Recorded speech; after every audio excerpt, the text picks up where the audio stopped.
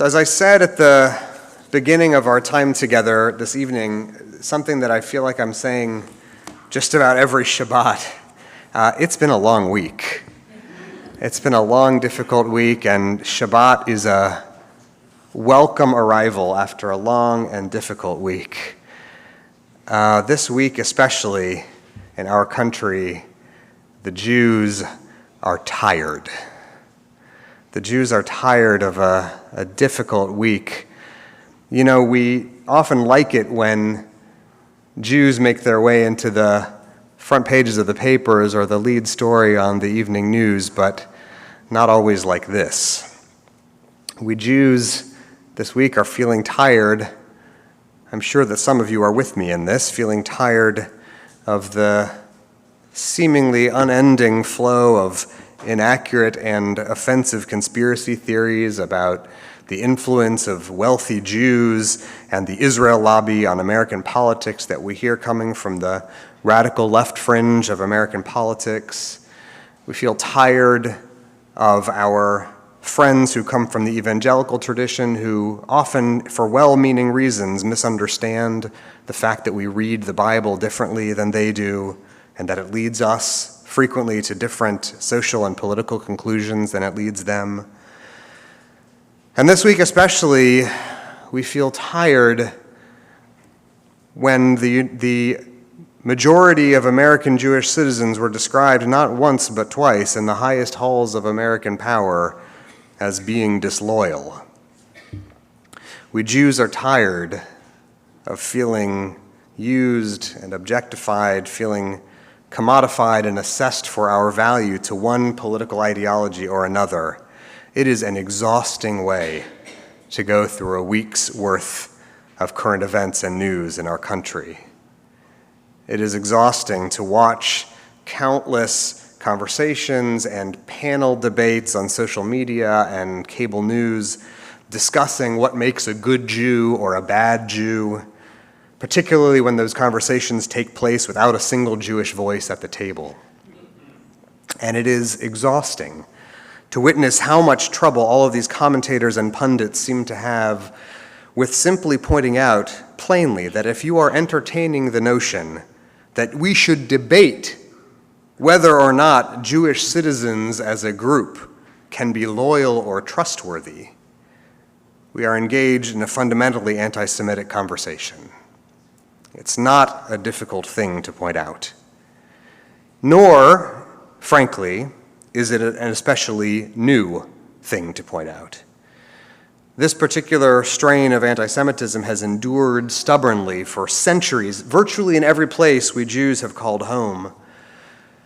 At the end of the 18th century, Napoleon gathered together scores of the leaders of France's Jewish community who were at that time full citizens of France to interrogate them about whether they could be trusted to remain loyal to France and to their fellow citizens.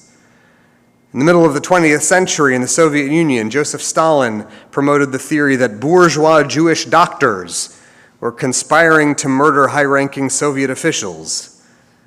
And we all know too well how the charge that Jews were untrustworthy and disloyal comprised a primary plank in the platform of Nazi propaganda. For years, those who have hoped to be rid of us have repeated the same lie. The Jews are loyal to no one but each other, and they cannot be trusted to support or protect the nation in which they live. But what is unique and beautiful about America is that it is here and only here, throughout the centuries of Jewish existence, that we have been granted, both by law and goodwill, access to every segment of civic life. In medicine and law and academia, in the military and the government and the arts, American Jews have been welcomed and embraced, and we have eagerly and gratefully accepted that embrace. Jews in America have attained things that we never could have dreamed of in Europe or the Middle East or anywhere else that we have lived over the millennia of our existence. I think that's why this week has felt so exhausting, and why the mainstreaming of a discussion about Jewish disloyalty has been so painful to so many of us. And I will share with you that it's been especially painful to me because for my family it is more than a theoretical exercise, it is personal. And so, with your indulgence, I want to share a story with you tonight to explain why that is. Some of you know that my mom grew up in El Paso, and that her parents, my grandparents, moved there for the same reason that thousands of other people did and do, as part of the service to the federal government. My grandfather's army service brought him to Fort Bliss and then overseas to fight during the war. My grandmother worked for the Department of the Interior, then for the Immigration and Naturalization Service, and then later worked at Fort Bliss as well as a civilian employee in the Signal Corps. Both of my grandparents now have been gone for more than 20 years, but recently my mom and I were going through some of their things and we found a big black binder that was marked confidential. It was full of official-looking files and notices and memoranda, and on the top of the binder, a letter typed on the letterhead of the U.S. Department of Justice. It seems that in the early fall of 1948, my grandmother was notified by telegram that she had been summoned to appear to a formal hearing in the federal courthouse. When the telegram arrived, my grandparents were baffled about what it could possibly mean until a week later, when a letter arrived from Washington that made everything much clearer and much more frightening. The government was charging my grandmother with sympathetic association with the Communist Party of the United States, within the purview of Executive Order number 9835. I cannot imagine what they were thinking. They knew what was going on, of course. By that time, the House of Representatives Un-American Activities Committee had been funded for more than 10 years, but they had no idea what that hearing, what that accusation could mean for their lives, for their jobs, for their infant daughter, my mother, who at that time had just turned 1 year old.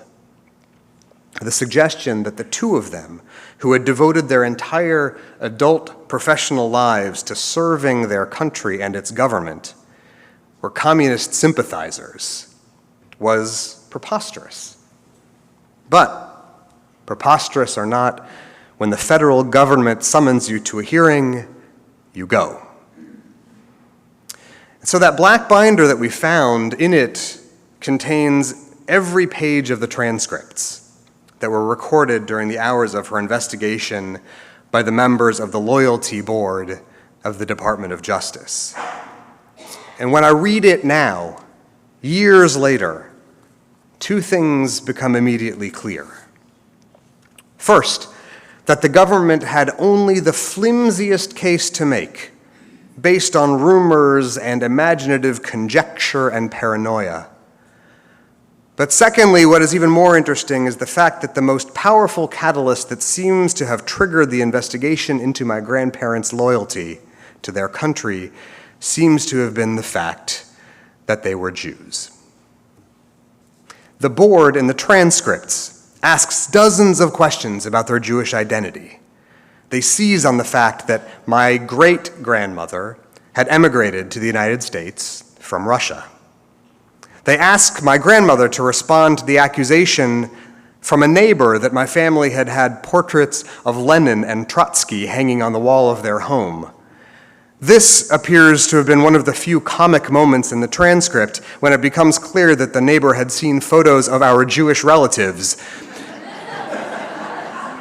who wore thick beards and mistook them for Russian revolutionaries.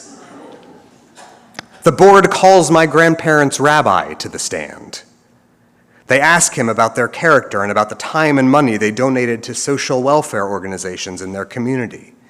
They turn back to my grandmother after learning that she did work to fight racism in Texas, which apparently raised their suspicions because sympathy for racial minorities is a communist inclination.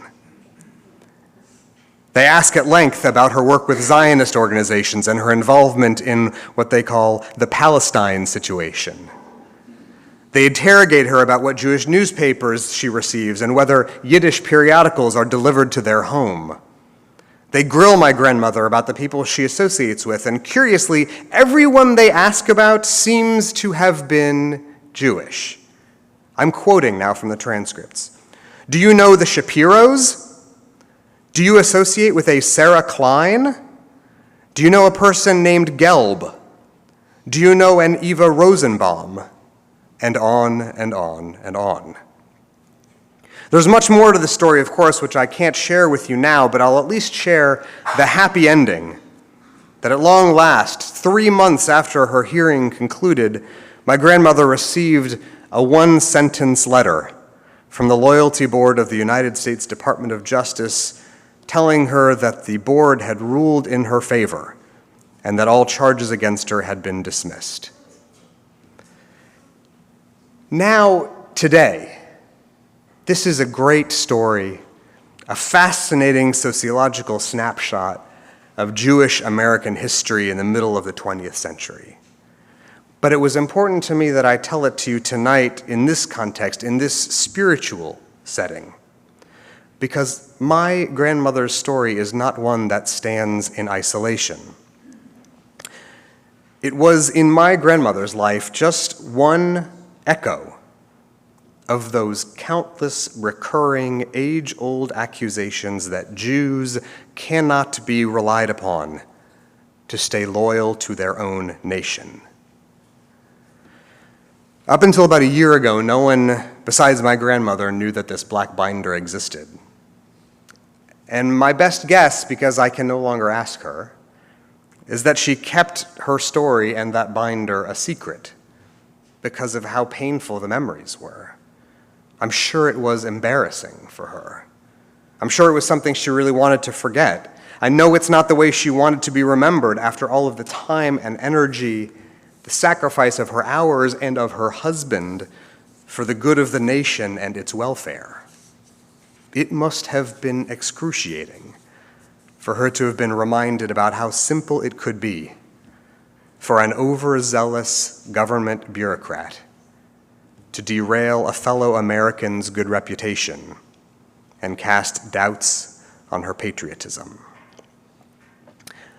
And then today, we turn the television on and see sophisticated people with advanced degrees and professional credentials discussing in refined terms the notion of Jewish loyalty to the United States and its government.